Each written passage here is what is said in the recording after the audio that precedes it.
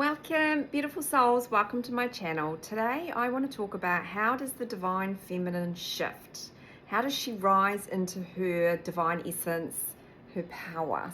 So let's get into this topic. Now this channel, as I've said in the last few videos, is all about the embodiment. Where I help and guide and support people is about that embodiment, coming into your own pole, your feminine pole. Learning to cultivate a beautiful life for yourself, learning how to walk the path of letting the old life collapse. And I know that that's very uncomfortable. I've done it all. And also helping you come into this energy so that when the masculine's back, you're stable and you can stay together and not keep repelling. So, but the repelling is necessary, I just want to say, for a good part of this journey to see the distortion in the soul. But we do want to get to a place where we're not just dancing in this for years on end, because it's not very pleasant for anyone. So that's where I help and guide and support people. So anyway, how does the divine feminine shift? How does she move? Because I see often, and someone wrote a comment down around, I don't know what I need to do. I don't know how to shift. How does the divine feminine rise? So let me get deep. We're going to get deep on this one. This is what you need to do.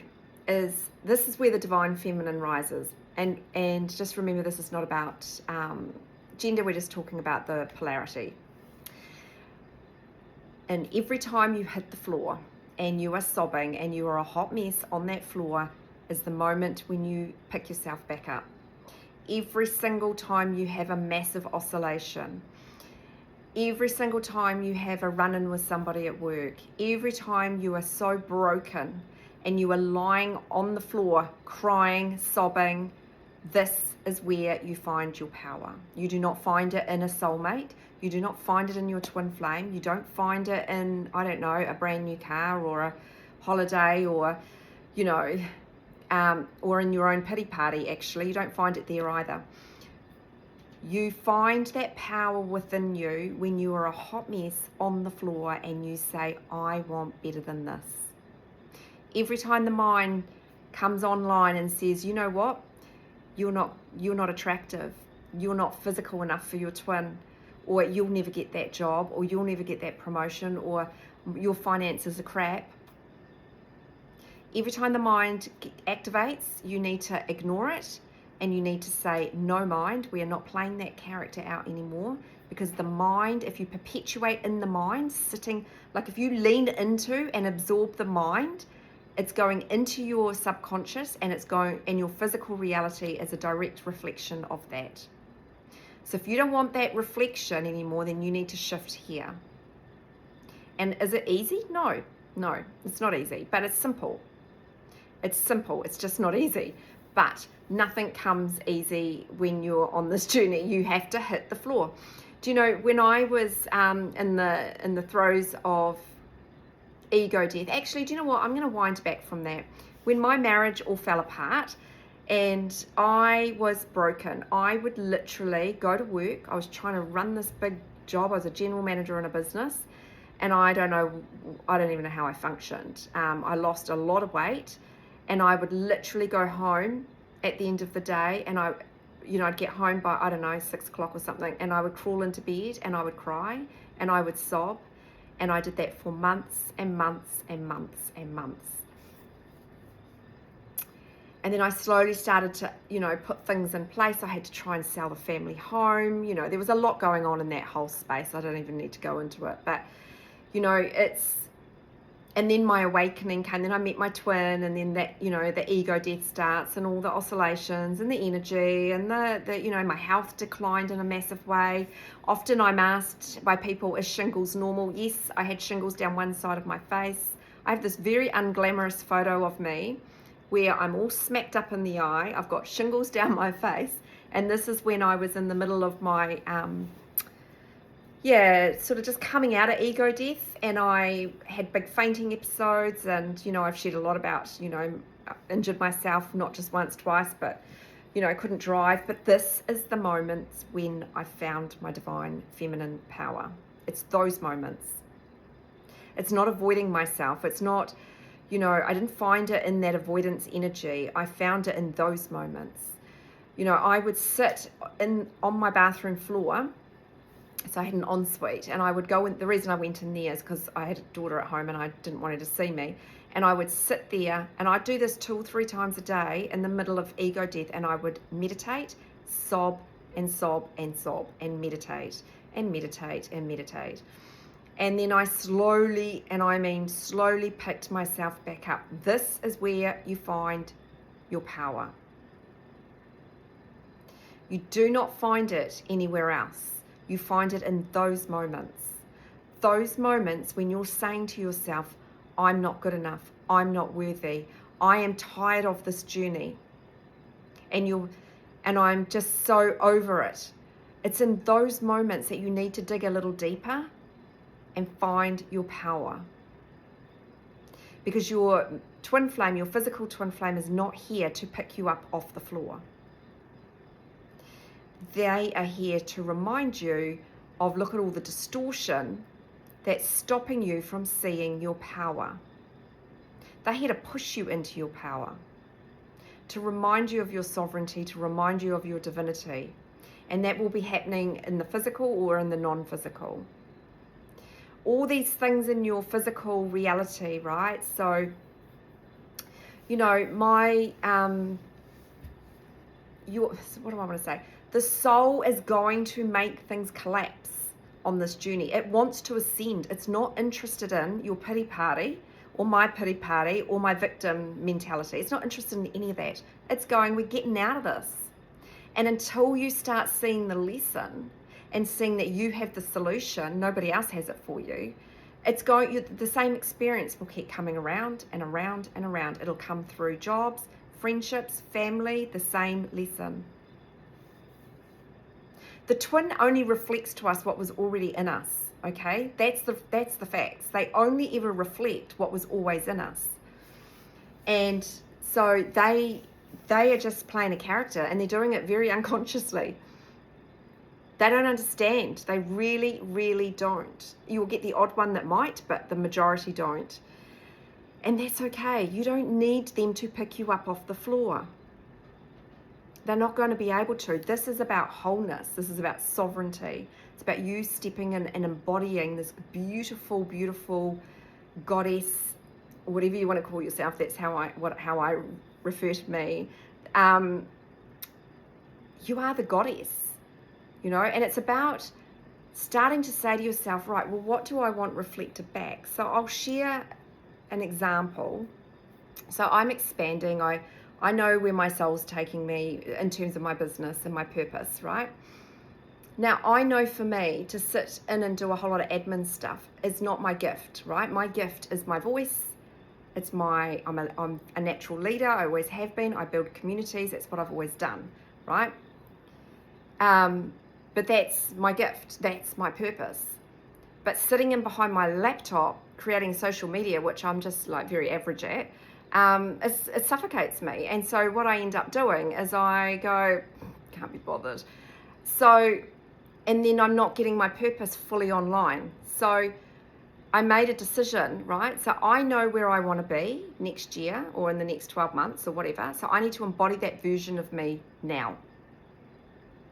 I need to embody, so what I want reflected back, I need to now embody that so I do see that reflection.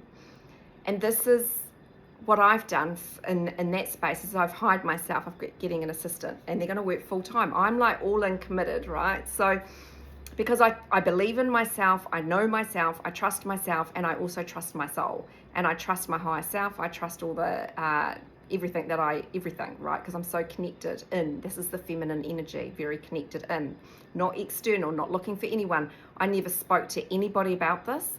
I just went bang, bang, bang in a matter of 24 hours, and it's done.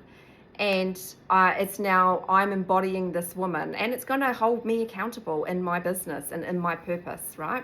So what I'm trying to say here is, when you are broken on the floor, I want you to sit with yourself and go, right, what do I want reflected back? I want peace. I want loving relationships with all parts of your life, whether that be friends, work colleagues, whatever, right? I want abundance. Then you need to get yourself off that floor, and you actually need to start saying, right, I'm going to start to embody it. Now, is it easy? No, because it's a process, right? These patterns that we've been playing out are things that we've got to move through. And every time the pattern comes through, because the soul will bring it to you to transmute, you need to say, I'm not playing that version out. That's not the journey my soul's taking me on. And you've got to get super disciplined with yourself. You need to be very militant when it comes to the mind, because the mind is so bloody powerful, and it's been on this repeat, right? Like a broken record. You've got to get militant with the mind. How do you become militant with the mind? Come into observer mode. Learn that you are soul so that you can observe it. And then what happens is you start to live from that state more and more and more and more. And then when you see the mind going off on an old pattern from wherever ago, you'll be like, whatever, like just shush up, and you'll come back to presence. This is how you shift. But this is how the feminine rises, in those moments on the floor when you are broken, when you are devastated. Because the woman that's showing up on here was not the woman that was in bed when her marriage was ending, sobbing for months on end. Absolutely just so broken from the inside out, so broken. And the thing is that I'm not broken. I was never broken, right? I was just in a very, very, very toxic environment, and I'd lost myself. I'd lost all sense of who I was. This is the magic of this journey. See the gift. Your twin, this is not about your twin. This is not about union, okay? It's not about union with your physical twin. If you're chasing union, if you're seeking union, if you're looking for union, then you're missing the union that's actually happening inside of you. That's always there. But you can't see it when you're all up in the mind and you're outwardly focused.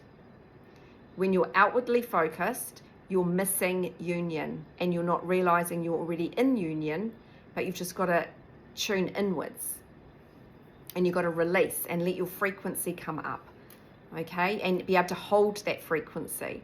This is an ascension process. It's not, and I've said this so many times, and I know many other people say it, it is not about the relationship with your physical twin. It is about the relationship with yourself, and getting to learn about the fact that you are a soul, and coming through the lens of the soul. You connect with your twin through soul energy, not mind energy. The minute you're in the mind about the masculine, you are saying that they are not my soul. You're saying that they are a different soul. I want you to visualize this. Imagine, I said this to someone yesterday, I think on a coaching call. Imagine like you're on a phone call with a friend, for an example, right? And so you're on the same frequency, right? You're on the same vibration of this phone call, whatever we want to call it. And you're both talking at the same time, and there's no pause in between, and there's nothing but just chat. When you're in the mind about your masculine, that's what's happening. They can't think, they can't feel their soul, they can't feel their intuition. There's too much noise in the shared field, just like there's too much chatter in this telephone conversation. So they can't hear each other, they can't feel each other, they can't tune into each other. And so they're just misfiring the whole time. When you're in the mind, because you share the same consciousness with your twin, that you've got to get out of the mind about them. When you tune in, you will sense and you will know what's going on.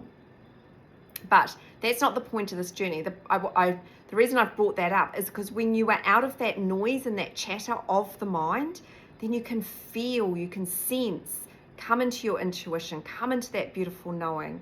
And that's where you'll find your power. That's where you'll remember who you are. You'll remember the essence of who you are. And then you will start to put steps in place. Now, at the start, it's not easy. I know that, because you're going through big oscillations. You're going through ego death. You've got a lot of stuff that you've got to clear up. You know, like your old timeline needs to collapse. That I'm talking about your physical life. So everything in my physical reality doesn't even exist anymore. Like, it's just not even here. Like, I'm just in a completely, it's like I'm living a whole nother life. It's weird. But I've collapsed all of that. But that took time. Like, it took human time, to collapse it. And you will know where your soul's taking you. And once you really, and the beautiful thing is that you're making permanent shifts, right? This is an ascension process. You ascend. You're not going to keep going downwards. Right? You might loop like this, and you might stay in that loop if you let the mind keep controlling you. But I guess my main message is you find it in those moments when you are just broken. That's where you find your power. You do not find it in another person. You find it within yourself. And you put one foot in front of the other, and you start saying, I'm done. I'm done with this version of me. I want something different for me. And whatever, excuse me, whatever's in your physical life that is no longer in resonance, you start taking steps to remove it. And is it easy? Nope. But you have to work through that process. And, you know, collapsing things and letting things go, jobs, marriages, relationships, whatever the dynamics is, and you're going on in your reality. None of it's easy. I can tell you it wasn't easy for me 7 years ago. I don't even know who she was. She's just like, she was a broken woman. But that is not the woman that's showing up today. This woman's very different. This one's in her sovereignty. She's in her power. She knows who she is. She's in her feminine essence. She's in her feminine pole. And it's just so important that the feminine polarity resonates, that this was always about you. And that the answers are always within you. They are not outside of anybody else. Yes, have support, have coaching, have guidance, have the right person holding you through that process that actually is walking the talk, by the way, is not just out here pronouncing all these things. She's actually, and I'm not trying to sell the message I'm trying to get across here is make sure you're resonating with someone that walks the talk, not somebody that's just, you know, I don't know. It's very easy on here to look at tarot and you know, or listen to AI videos and stuff like that, and it's like, are they walking the talk? Are they actually walking the talk? Because if they're not, then that's a very different beast, because they're not in resonance, right? Make sure you're not feeding into that energy. That's just feeding your addictive energy, right? Make sure you're listening and you're resonating with those that are showing up, speaking the truth of this journey, talking about the fact that it's an ascension, that it's always about you. It's about removing that 3D, all that 3D fear-based templates that we are not going to be having anymore. And it's about you stepping fully into the embodiment of your feminine energy. Your masculine cannot embody their masculine energy, that full divine masculine, until you really in your sovereignty. And that's because of the way that we're talking about balance, right? So if you're in heavy masculine energy, trying to chase this, looking in the external, you need to drop. You know how you drop that? By feeding this. Feeding the feminine. What does she need? What does she need to love herself? What does she need to intuitively check in? Does she need to journal? Does she need to ground? And I know it sounds like a yawn fest. I get it. I totally get it. It's like, what the hell? I don't want to be doing this, right? So much easier to stay in this other energy. But let me tell you, when you're out of it, you don't want to go back into it, because you realize that you were very disconnected and shut down from who you are. Anyway, I just wanted to remind everyone that you find that essence in those moments. Okay, you get out of victim mode, you get out of your own pity party. You're allowed to be in it for a period of time, but there does come a point where you've got to go, I'm dropping the story that I've been on this journey for X amount of years. I'm dropping that story. It doesn't matter, right? It's just literally that. It's a story. Your soul's just going, I don't care. I don't care how many years you've been on. I just want to ascend. Can you get out of the story so we can ascend and I can bring you the magic? Anyway, that's my message for today. Sending so much love.